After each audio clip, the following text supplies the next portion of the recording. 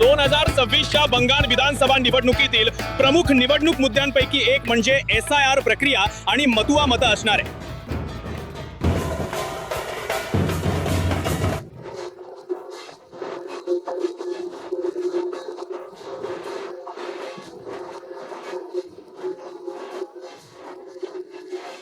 आता मतुआ हा एक अनुसूचित जातीचा समुदाय आहे जो स्वातंत्र्यानंतरच्या दशकात बांगलादेशातून स्थलांतरित झाला.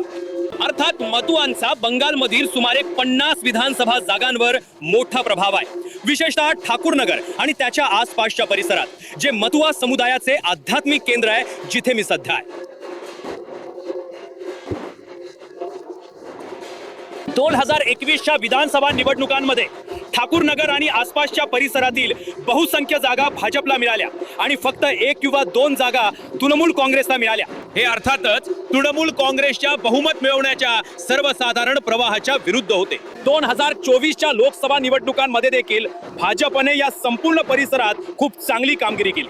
आता येथील भाजपच्या प्रचाराच्या मुद्द्यांपैकी एक मुद्दा म्हणजे CAA प्रक्रियेद्वारे मतुआ समुदायाला नागरिकत्व देण्याचे आश्वासन हा राहिला आहे. पण या विधानसभा निवडणुकांमध्ये SIR आणि सर्व मतदार वगळणी आणि मतदार निर्णयामुळे परिस्थिती थोडी वेगळी दिसत आहे, ज्यामुळे भाजप या परिसरात एक मोठी वर्चस्व पूर्ण कामगिरी करू शकेल की नाही यावर सावट आहे.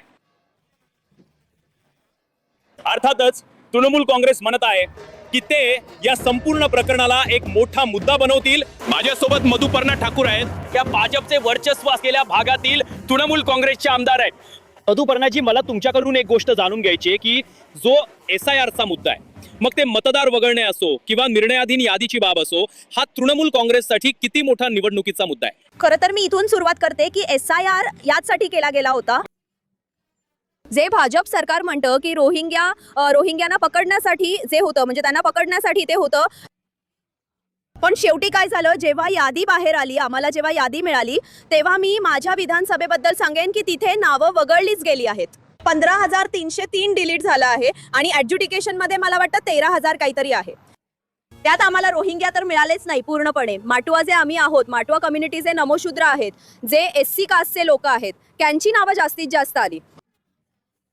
हिंदू कम्युनिटी म्हणजे तो हिंदू जे समजू जरान तुदरे उइद आपेचा आया आहे, त्यांचा जास्त आला आहे. माझ्या विधानसभेतील असे तांतस अनेक जर वोटर्स आहेत ज्यांच्याकडे संपूर्ण डॉक्युमेंट्स आहेत, पासपोर्ट आहे, SC कार्ड आहे, सगळे डॉक्युमेंट्स दाखवल्यानंतरही त्यांना डिलीट केलं गेलं आहे किंवा मग ॲड्ज्युडिकेशनमध्ये ठेवलं गेलं आहे. हे जे म्हणजे सामान्य लोकांना जो इतका प्रॉब्लेम सहन करावा लागला SIR मुळे, BJP जेव्हा इथे वेस्ट बेंगॉलमध्ये येतात तेव्हा माटुआ एक फॅक्टर बनतो. प्रत्येक वेळी स्पीचमध्ये माटुआसाठी आम्ही हे करू ते करू. आजपर्यंत कधीही माटुआसाठी BJPनं काहीही केलेलं नाहीये. आजपर्यंत फक्त म्हणजे ते म्हणतात ना की फक्त फेक म्हणजे वोटसाठी वापर केला गेला आहे. आता अल्टिमेटली काय होत आहे की मटुआची मतं घेऊनच हे लोक मिनिस्टर बनले आहेत, प्राईम मिनिस्टर बनले आहेत, MLA बनले आहेत. आता त्यांची मतं घेऊन आम्ही एवढी मोठी मोठी पदं घेऊन होल्ड करत आहोत. आता अल्टिमेटली ते लोक वोटर्सच आता डिलीट झालेत. सुब्रत ठाकूर हे या भागातील भाजपच्या आमदारांपैकी एक आहेत. अर्थात हा एक असा भाग आहे ज्यावर भाजपचे वर्चस्व राहिले. पण संपूर्ण SIR आणि मतदार यादीचा वाद बंगालच्या राजकारणात केंद्रस्थानी आल्याने तसे होईल की नाही हे पाहणे बाकी आहे. सुब्रतोजी, TMCचं म्हणणं आहे की तुम्ही लोकांनी मतुआ समुदायाला नागरिकत्व देण्याचं आणि इतरही बरीच कामं करण्याचं आश्वासन दिलं होतं, पण आता मतदार यादीत बऱ्याच लोकांची नावं एकतर वगळण्यात आली आहेत किंवा ॲड्ज्युडिकेशन मध्ये गेली आहेत. याचा अर्थ असा की तुम्ही तुमची आश्वासनं पाहिली नाही. तुम्ही लोकांनी जे वचन दिलं होतं त्यावर तुम्ही खरे उतरला नाही. तुम्ही काय म्हणाल? बघा, आम्ही काय वचन दिलं होतं. आपला देश स्वतंत्र होऊन 75 वर्षांपेक्षा जास्त काळ लोकला आहे. त्यानंतर जे लोक तिथून धार्मिक छळ होऊन आले, त्या लोकांबद्दल कुणीच विचार केला नाही. काँग्रेस, CPM आणि त्यानंतर तृणमूल काँग्रेस, या लोकांचं जे दुःख आहे ना, ते फक्त त्यांच्यासाठीच नाही तर त्यांच्या पुढच्या पिढीसाठीही आहे. फक्त भाजपा, BJP आणि नरेंद्र मोदीजी, अमित शहाजी यांनीच विचार केला होता. पहिलं तर हे जे डिलीट झालं, ठीक आहे, आणि त्यानंतर जे प्रश्नास्पद आहे, तर त्यात भाजपची काय भूमिका आहे?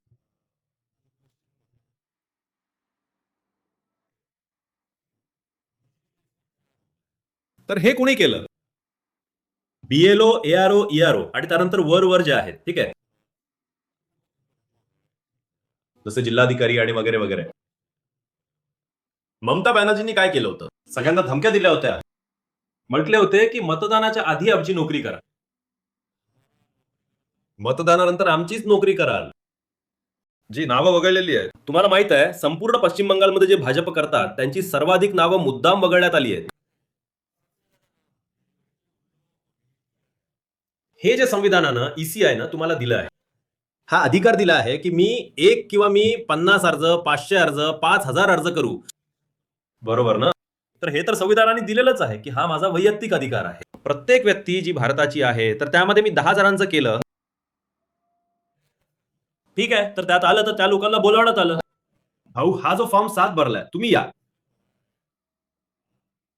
जाण्यात काय, जेव्हा बँकेत तुमचे पैसे जमा होतात तेव्हा ते काढण्यासाठी तुम्ही 50 वेळा उभे राहू शकता. यात तर 1-2दा उभे राहूच शकता ना. ठीक आहे, तर तुम्हाला बोलावण्यात आलं तर त्यात काय आहे? तुम्ही जर बरोबर असाल तर त्यात काही अडचण नाही. तर यात आमचं भाजपचं काय आहे? काही नाहीये. आम्ही इलेक्शन कमिशनकडे दाखल केलं, इलेक्शन कमिशनने बोलवलं. जे बरोबर आहे ते बरोबर आहे, जे चूक आहे ते चूक आहे, बस. तर दोन्ही बाजूंच्या TMC आणि भाजपच्या राजकारण्यांचे म्हणणे ऐकल्यानंतर हे स्पष्ट आहे की आगामी निवडणुकांमध्ये हा एक मोठा मुद्दा ठरणार आहे. TMCचा अर्थातच एक दृष्टिकोन आहे आणि भाजपकडे त्यावर एक मोठा प्रतिवाद आहे. पण लोकांना या सगळ्याबद्दल काय वाटतं, विशेषतः ज्यांची नावे मतदार यादीतून वगळण्यात आली आहेत किंवा ज्यांची प्रकरणं न्यायप्रविष्ट आहेत? हेच आपण फाल्टून नगर आणि त्याच्या आसपासच्या गावामध्ये शोधून काढू. सगळं होऊन गेलं आहे. त्या गोष्टी पुन्हा कागदपत्र पुन्हा कशासाठी मागत आहेत? जे बांगलादेशमधून आले आहेत त्यांची कागदपत्र घ्या. पण आम्ही तर बांगलादेशी नाही, आमचा जन्म इथे झाला, आमचं सगळं काही इथेच आहे. तर मग आम्हाला ही शिक्षा का मिळावी? का? दीदी, तुमचं नाव काय आहे? माझं नाव चायना सरकार आहे. तुम्ही याआधी मतदान केलं आहे का? मी 11 सालापासून मतदान करते आणि माझा जन्म इथलाच. मी इयत्ता पहिलीपासून शिकते आणि बाकी सगळं काही. आता माझं असं आहे की आधार म्हणजे SC कार्ड मी मतदानासाठी जमा दिलं आहे. त्यानंतर 10वीचं ॲडमिट कार्ड, जन्म दाखला सगळं काही दिलं आहे. पण माझं मत म्हणजे ते न्यायपालिकेकडे आहे. का? तुम्हाला माहित आहे का? का नाही झालं आता त्याचंच म्हणजे वाईट वाटतं की इथे जन्म होऊन सगळं काही असूनही आमचं मतदान झालं नाही. मला वाईट वाटतं. का नाही झालं हाच आमचा सरकारला प्रश्न आहे की आमचं सगळं काही असूनही का नाही झालं. माझा दादा नोकरी करतो, त्याचं LRI कार्ड, त्याचा पासपोर्ट, SC कार्ड, त्यानंतर म्हणजे बर्थ सर्टिफिकेट, हो सगळे पुरावे आमच्याकडे आहेत. हो तरीसुद्धा आमचं मत झालं नाही. तर याचा दोष तुम्ही कोणाला देता? तुमचं नाव कमी झालं हा कोणाचा दोष आहे? ज्या सरकारने हा निर्णय घेतला आहे त्यांना योग्य निर्णय घेता आलेला नाही. कारण मी पाहिलंय की जे अनेक लोक बांगलादेशमधून आले आहेत त्यांचं मत कायम राहिलं आहे, पण आमचा जन्म इथला असूनही आमचं झालं नाही. सरकार म्हणजे कोणतं सरकार? भाजप सरकार. तुम्हाला वाटतं की त्यांचा दोष आहे? त्यांचाच दोष आहे. आमचे जे निवडणूक आयुक्त आहेत त्यांनीच हे केलं आहे, पण ते व्यवस्थित करू शकले नाहीत. तुमचं नाव काय? रोनी गोलदार. तुमचं नाव अजून विचाराधीन आहे की डिलीट झालंय? विचाराधीन आहे. का? ते सांगू शकणार नाही. मी तर माझी सगळी कागदपत्र दाखवली आहेत. वडिलांचा शाळेचा दाखला, माझा जन्माचा दाखला, युनियन दस्तऐवज रेकॉर्ड सगळं काही दाखवलं आहे. कोणती कागदपत्र आहेत दाखवू शकता? सध्या माझ्याकडे जन्माचं प्रमाणपत्र, माध्यमिक पास, SC आहे. हे काय? जन्म प्रमाणपत्र. हे जातीचं प्रमाणपत्र आहे? हो माझ्या शाळेचं. हे तुमचं शाळेचं प्रमाणपत्र आहे? हो नोंदणीचं शाळेचं प्रमाणपत्र. माझ्या वडिलांचं 8वी पास सर्टिफिकेट. हे तुमच्या वडिलांचं 8वी पास सर्टिफिकेट? ठीक आहे, तर तुम्हाला हे कळलं किंवा तुम्हाला समजलं की तुमचं नाव विचारात का गेलं? ते तर सांगू शकणार नाही. ते का गेलं हे सांगू शकणार नाही.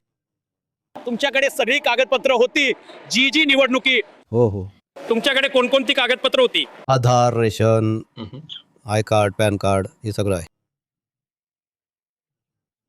तर तुम्हाला माहित नाही तुमच्या नावात काही चूक होती की काही दुसरं कारण? नाही, नावाबद्दल काही बोलणार नाही. नाव तर बरोबर आहे. तर आता तुम्हाला वाटतं का की तुम्ही येणाऱ्या निवडणुकीत मत देऊ शकाल? ते आता देवाच्या भरोशावर आहे. मी काय सांगू. मत्व समुदायासाठी जीवन हे मोठ्या प्रमाणात विस्थापनाचे राहिले आहे. मग ते बांगलादेशातून सीमेच्या या बाजूला आले तेव्हा असो किंवा आता नागरिकत्व मिळवणे आणि मतदार यादीत नाव नोंदवणे हे एक आव्हान आहे तेव्हा असो. आता अर्थातच निवडणुकीचे निकाल 4 मे रोजी लागतील, पण ज्यांना मतदार यादीत नाव नोंदवता आलेले नाही किंवा जे न्यायप्रविष्ट आहेत आणि कदाचित मतदान करू शकणार नाहीत त्यांच्यासाठी ही खरोखरच एक आदर्श परिस्थिती नसेल. याचा मतदानावर किती राजकीय परिणाम होतो हे पाहणे बाकी आहे.